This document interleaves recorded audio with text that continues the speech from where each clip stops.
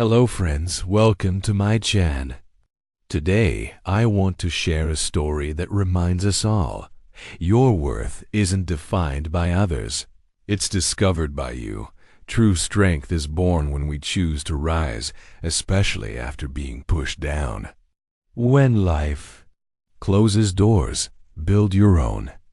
When no one believes in you, believe in yourself louder. Walk away from places that dim your light and walk toward your purpose, even if you walk alone. Your identity is not what others give you, it's what you create. Be proud. Be fearless. Be unstoppable.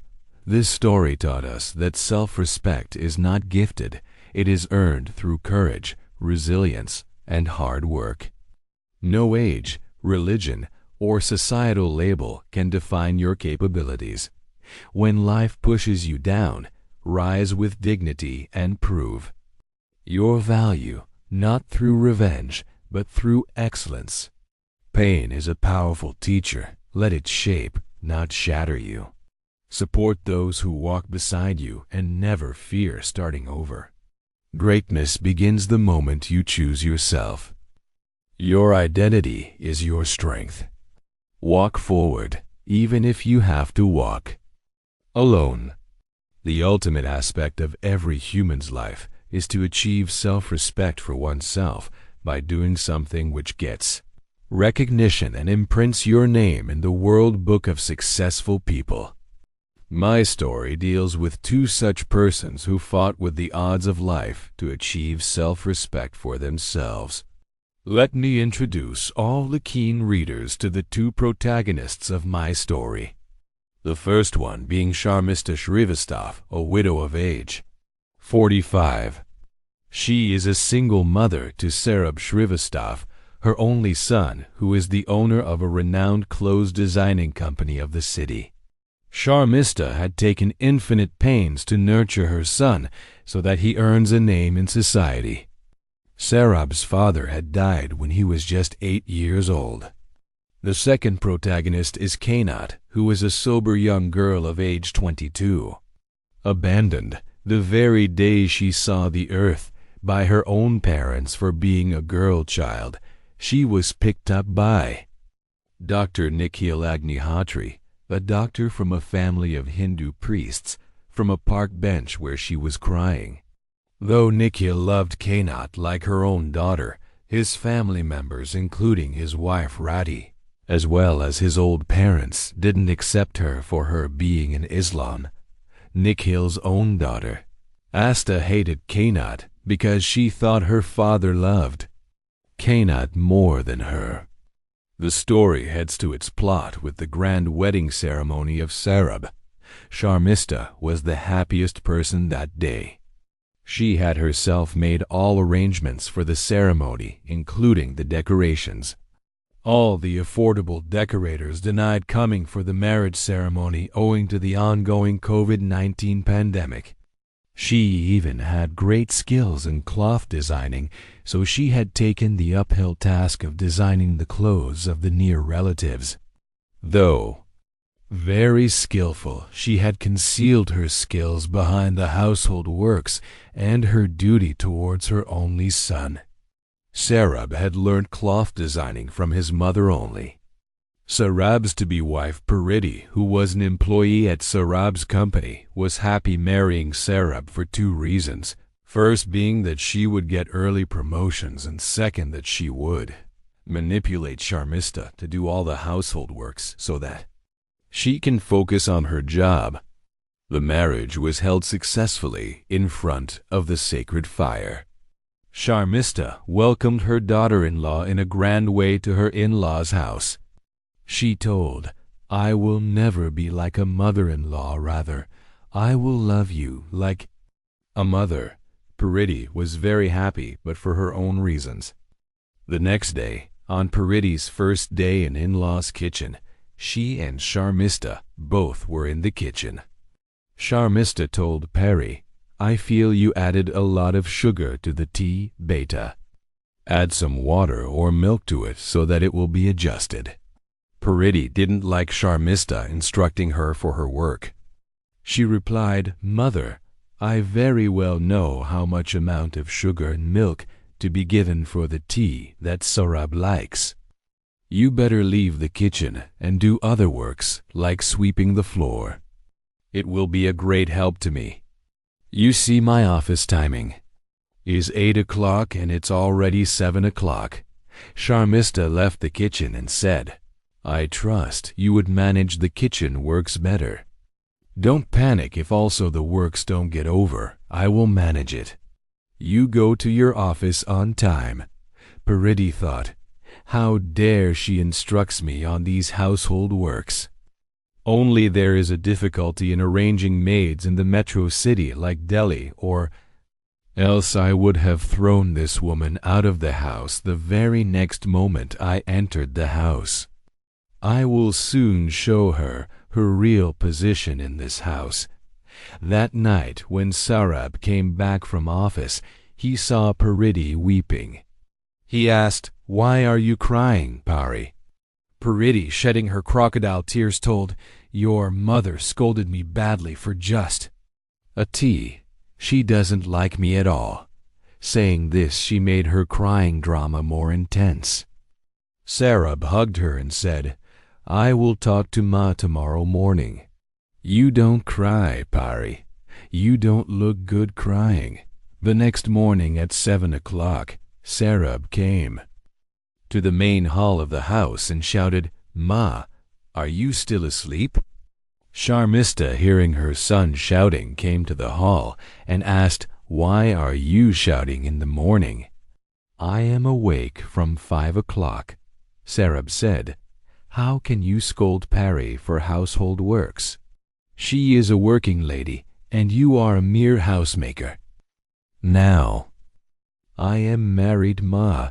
If you want to live in this house, then you have to follow the rules of my wife now." Sharmistha was shocked and told, "I never scolded your wife for household works. Even if she doesn't do any, I will manage all the household works as I did earlier. I want her to completely focus on her job. For God's sake, don't hurt my emotions by blaming me for forcing your wife to do household works. Are you a very famous personality that your emotions are hurt by these small things? You have no identity apart from being my mother, so you are bound to fulfill your motherly duties towards me and my wife. Don't show your bossism in this house. If you want to leave my house, you are free enough to leave. Dad did a good thing by naming his whole property and house on my name because he knew a talentless person like you would not be able to handle those," exclaimed Saurabh with anger. Listening such words from her son, for whose sake she had devoted her last 20 years, tears rolled down Sharmistha's eyes. She told firmly, "I am a human being, moreover a mother. This is my identity. You don't have any rights to judge my talents. I am first for myself, then for you. So if you think that I am bound to do your duties, even by hurting my own self-esteem, then you are wrong. I will leave your house now only for sake of getting an identity so that I can earn self-respect for myself in your eyes." She packed her bags. Before she could herself carry her bags, Saurabh threw the bags outside the house. Sharmistha left the house by blessing her son and daughter-in-law in the heart. After she left, Paridi screamed with anger, "What you did! Now, who would do the household works tomorrow? How to manage to get a maid so quickly?" Saurabh told that he will very soon arrange a maid and asked her not to worry. An insight into Dr. Nikhil's family. Everyone was seated to have dinner. Radhi was busy serving food to everyone. Kaynaat was sitting at a corner of the house on the ground, whereas other members of the family sat on the dining chairs. Kaynaat asked, Can I get some extra rice, Amy?" referring to Roddy. Roddy glared at her and told, "You girl, don't call me with that word for the reason that I am not your mother, and moreover, you have blackened the auspiciousness of our family by using that Muslim word. Anything you want, you can take it yourself, but remember to not touch the utensils in which food is kept for the other members. You take it from the utensil of food kept at the extreme left corner of the kitchen, away from our sacred gas stove."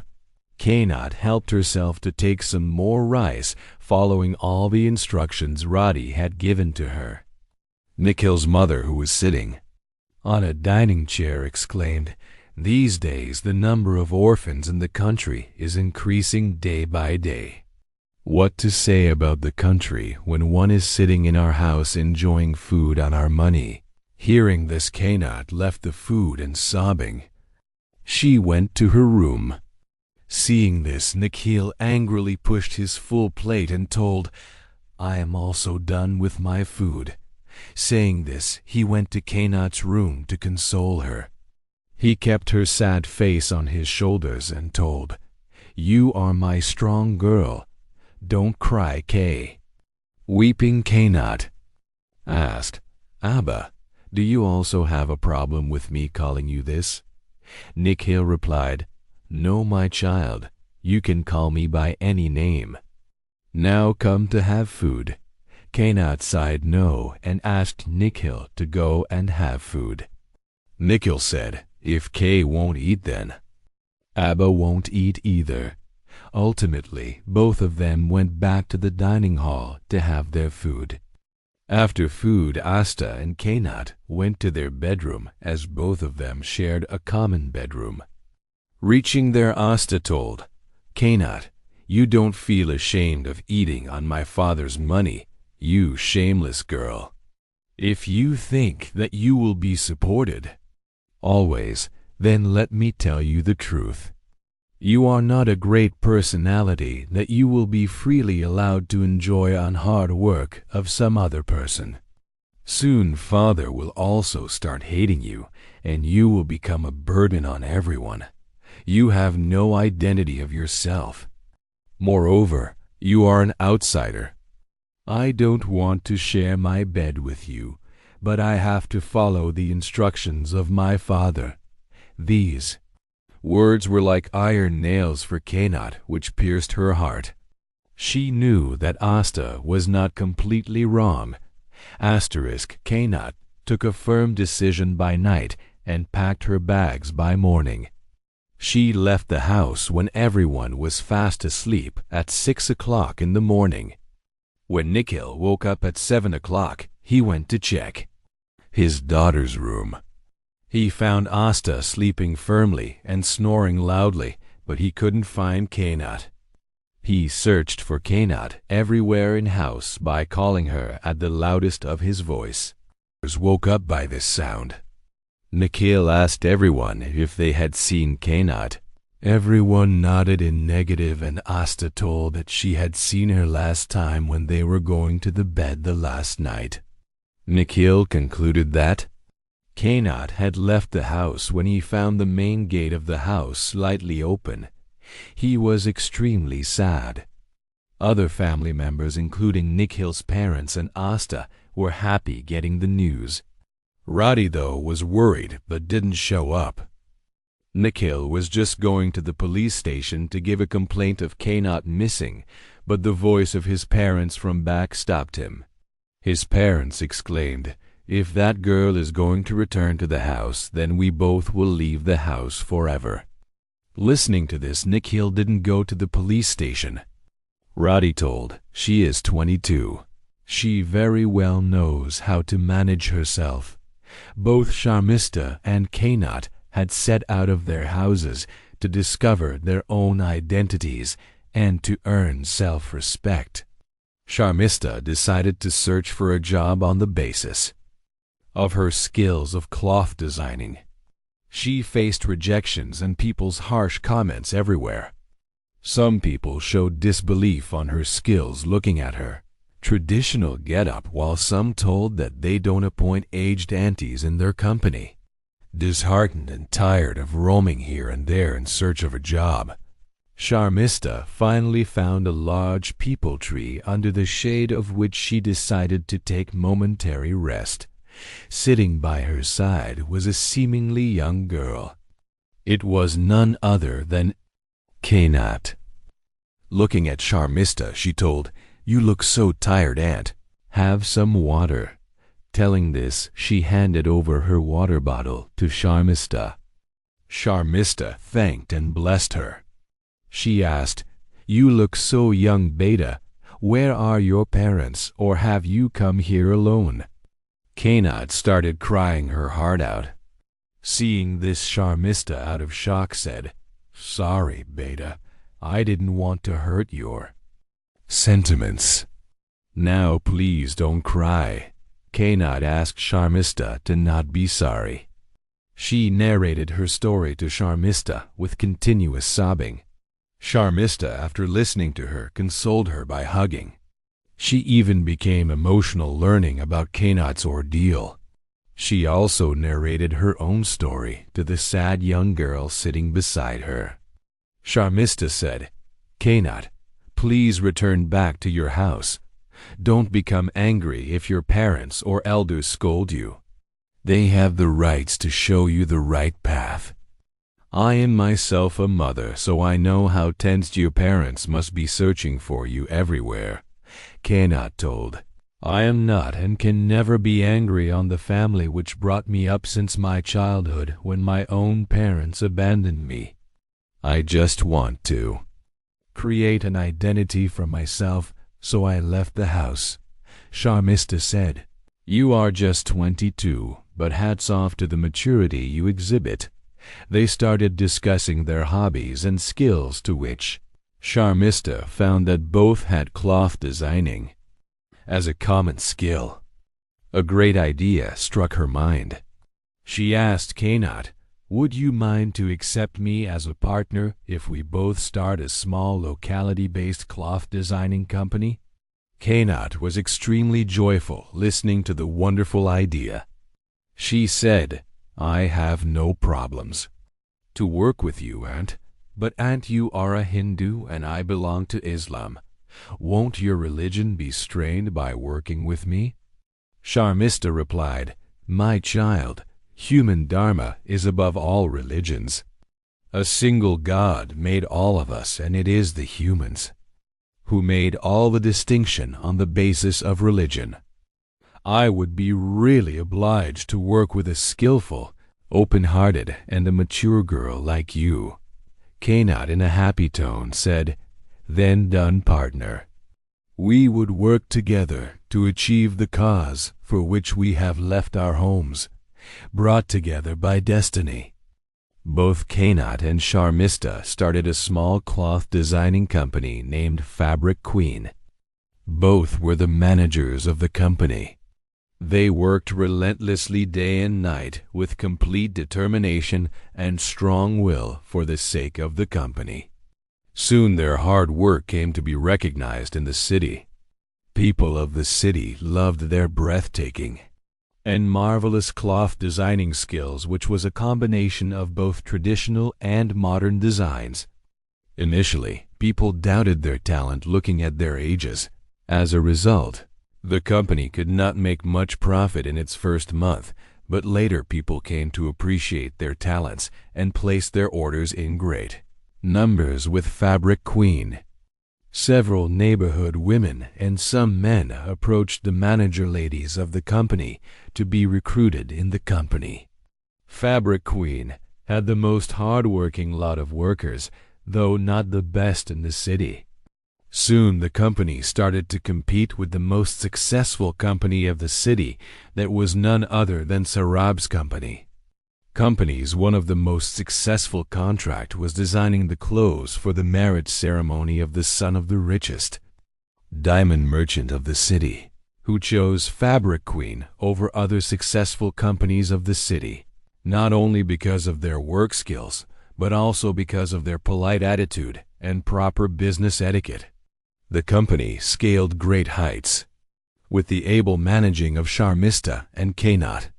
Finally, the most awaited day of 1st January came, which was not only very significant in itself, being the eve of the new year, but also carried a great significance for the business persons of the city.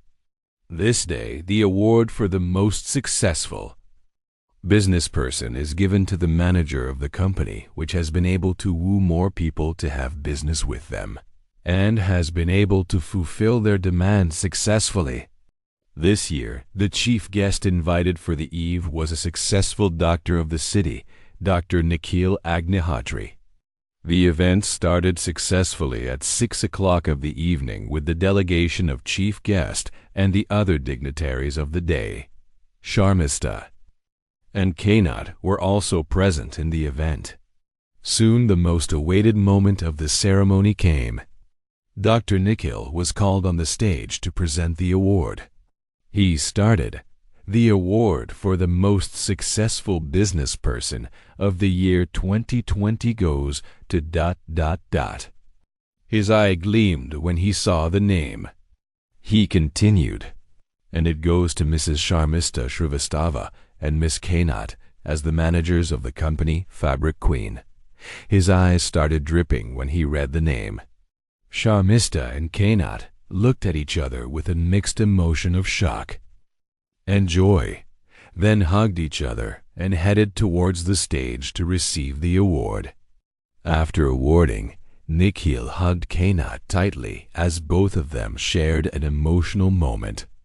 Everyone clapped for both the ladies loudly. It was the first time ever that females had made it to achieve this prestigious award.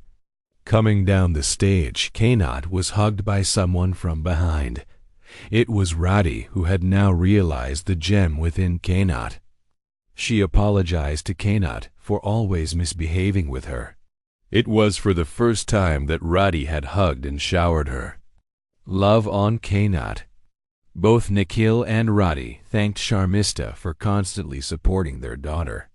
Suddenly, two persons fell on the feet of Sharmistha. They were Sarab and Paridi, who begged apology to Sharmistha for maltreating her. Sarab told, "Now, I have realized your actual talent. I bow down and repent for my mistakes in front of you. I have realized that if I have become successful in my life, it was only for you. Please forgive me." Sharmistha replied, "I was never angry on you both. Can a mother be angry at her children for a long time? I should thank you both for provoking me to discover my true identity. I always blessed you from my heart." Both of them asked Sharmistha to return to their house, but she denied, as she had already bought a small house by her own earned salary, which she had got after doing a lot of hard work for the sake of the company. Sharmistha and Kaynaat gave each other a high five and emerged out of the crowd walking as lions. Finally, they had earned their self-respect and had created their identity. The ones who were lost in the crowd now stand in front of the crowd, with a pride instilled in the heart. Facing the odds of old age and religion, both of them came out as stars. If you like it, share with us.